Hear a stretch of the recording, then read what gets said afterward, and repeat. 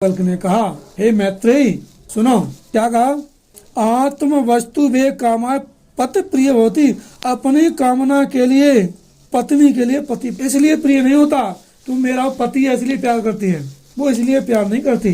प्यार करती है कि वो उसकी कामनाएं पूरी करता है। कामना माने अच्छे अच्छे प्रोडक्ट सामान ला के रखते हैं, शारीरिक और मानसिक आर्थिक सभी इच्छाओं को पूरी करता है, इसलिए पत्नी को पति है। ना कि इसलिए वो उसके लिए पति है इसलिए प्रिय नहीं है। अगर पति कोई कामकारी मिले काम करता है तो ये कहना है कि पत्नी के लिए पति इसलिए प्रिय होता है कि वो उसकी कामनाएं पूरी ताने आत्म वस्तु की कामनाएं वह कामनाएं पति प्रिय होती। उसके यानी जो शरीर की इच्छा और मन की इच्छाओं को पूरा करता है, इसलिए पति किने पत्नी को। ठीक है, अब आगे कहते हैं ना वह अरे जाया कामा जया प्रिय होती। अब कहते हैं क्या पत्नी के लिए पति इसलिए प्रिय होता है और पति के लिए पत्नी कैसे प्रिय होता है?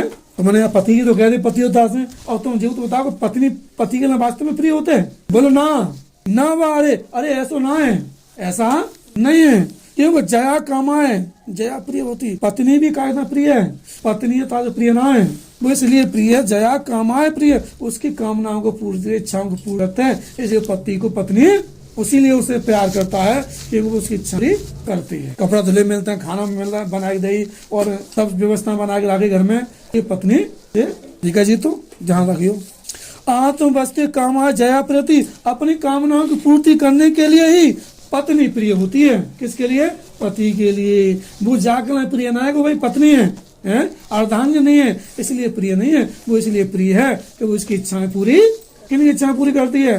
पति की। कौन करती है? पत्नी, इसलिए प्रिय है। अब पूछी जाएगा पत्नी क्यों प्रिय है पति के लिए? क्योंकि वह उसकी इच्छा पूरी। और आगे कहते हैं ना वह अरे वो सुनो वही कुछ नहीं हो। पुत्र वित्तीय च कामाय पुत्र वित्तम व प्रिय भवती। पिता के लिए यानी पुत्र के लिए, अरे वो सुनो, पुत्रस्य वित्तस्य च कामाय पुत्र वित्तम व प्रिय भवती। अरे पुत्र के लिए पिता क्यों प्रिय होता है? वित्तस्य धन के, और च कामाय और उसकी पापा आएंगे माती रुपया देंगे, पापा 10 रुपया दे पाले लाएंगे ये लाएंगे, तो पापा के इंतजार करते हैं बालक इसके बजाते आने में कुछ लेके आ रहे होंगे। और जब भी बालक बड़े हो जाए और बाप बूढ़े बूढ़े तो फिर पापा कहाँ है, इसीलिए घर में घुस जाए पूछे पापा मर गए जिंदा है। क्यों प्रिय है? क्योंकि वो वित्त धन देता है, पैसा ला के दे रहे हैं है ना, और उसकी कामना पूरी, इसलिए पुत्र के लिए पिता। ठीक है, आत्म वस्तु कामाय पुत्र वित्तम व प्रिय होती, और अपनी कामनाओं को पूर्ति करने के लिए पिता के लिए पुत्र प्रिय होता है। लला भाई बढ़िया जो कमाई नौकरी पे तैयार हो, खूब पैसा लला आवे वो क्या सोई होगा फिर तो घर में, और एक बिना नौकरी बाबा कड़ी का मरे मज्जत तो करके धत्तु है बाकी बैलू, और बाकी बैलू कमाई के ला रहा है, और एक बिना तुम बेशक घर है खेतम काम करो बाकी बैलू ना है, बाकी बैलू रुपया कमा के विदेश बहुत है बैलू। तो क्यों प्रिय है वो? क्यों वित्त से के लिए नौकरी वाले सबके लिए बहन आवे तो नौकरी वाले घर पहने जाए और बिना नौकरी वाले घर राखी बांधे होने हैं। सही है, नितना का बात सुनो मामे वो बहन आता है अपने भैया गरीब हो जाते हैं, अपने भैया घर भात नोते में नहीं आते हैं, और पड़ोसी चाचा ताऊ घर में भी रही सही और वहाँ मायके जाके वहाँ ससुराल कहते नोता ही बात बनी। हाँ मेरे सारे कैसे हैं पता नोत के आइए तो बिना घर कहाँ करती जाएगी, मैंने पर कुछ है आंधे तो जहाँ लजा तो और हुए बिना नोते हैं आई में अपने चाचा ताऊ के जो माँ ने मराई उठाए गए मन सगे सारे दुख में सुख में संग देता है, तो उन्हें छोड़ी आई और उन्हें तो नोते कैसा अकेला है।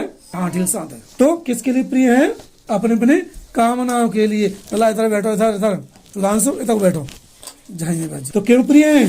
अपनी कामना। अरे तो प्रिय भवती ना वो अरे सर्वस्व कामाय सर्व प्रिय भवती। सुनो कोई कामना वैसे प्रिय नहीं है, सभी किस ना अरे सुनो सर्वस्व सबके लिए कामाय सर्व प्रिय होती, सबके लिए अपनी इच्छा पूरी कर सब प्रिय है। तो मतलब के लिए दुनिया पे आ रही है उन्हें बैठना तो कोई काऊ को ना है।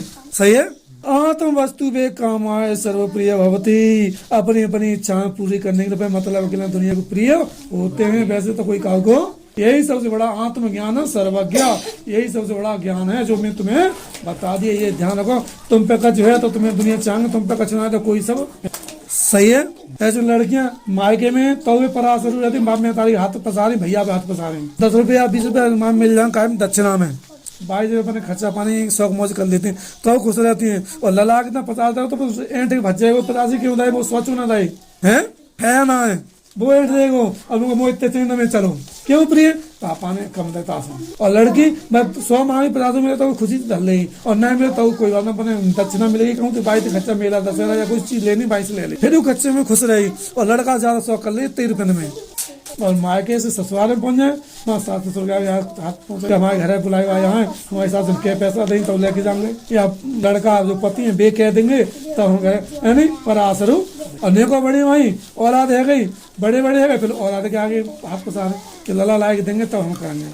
ठीक है तो सब मतलब एक दूसरे दुनिया में प्रिय कोई काउ को यही सबसे बड़ा आत्मज्ञान है यानी अपने आप को जानकारी रखना सबसे बड़ी जानकारी। ठीक है तो संदर्भ है उसी के हिसाब से कर लेंगे। प्रस्तुत संस्कृत गद्यांश हमारी पाठ्य पुस्तक संस्कृत खंड के आत्मज्ञान सर्वज्ञ नामक पाठ से रचयिता लेकर नहीं होते हैं।